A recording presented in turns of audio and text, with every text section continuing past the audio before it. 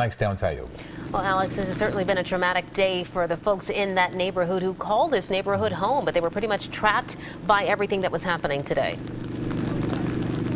Well, Natasha, Yuki, they were trapped indeed. I'm going to agree with Greg here. The scene seems to have calmed down just a bit over the past 2 hours. We have not heard anything that sounded like gunfire since approximately 8 p.m., I would say. And I want to point out something interesting on the scene. We haven't seen any kind of lights up and established like we would see on a typical crime scene.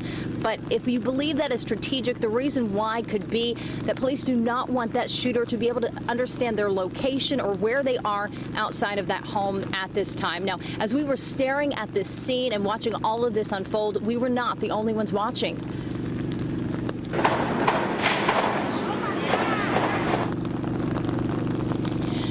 Hundreds of residents lined up on the police tape, and they were lined up since the exchanges of gunfire began. Onlookers had their gaze fixed east towards Broad Street, where just yards away a shooter remained violently active. On nearby blocks, police really had no choice but to ask residents to back up and go inside of their homes. Some people on scene were just curious. Now, others stood outdoors because access to their block and home was severed due to safety concerns.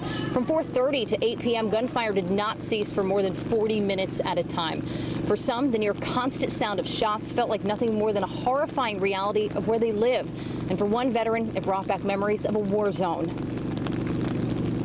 Well, it's unsafe, but this is the hood.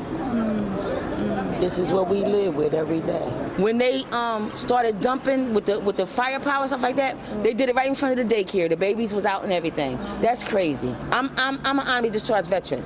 I thought I was in the DMZ zone. Okay, you know what I mean? Like, it's triggering PTSD, all types of things. You understand what I'm saying? I mean, all of this needs to be resolved. It's senseless. Seriously senseless. I do want to mention something disappointing that I saw today. I did see a crowd taunting police in the middle of all of this. But what I'll say is the most frightening thing I think we experienced is that earlier in the day, the gunfire seemed to rattle people as they heard it. But as it continued on, it seemed to be something that they and we all became accustomed to. And that is not something you want for any city. While the rain has driven away most of the onlookers, police are still out here trying to do their job.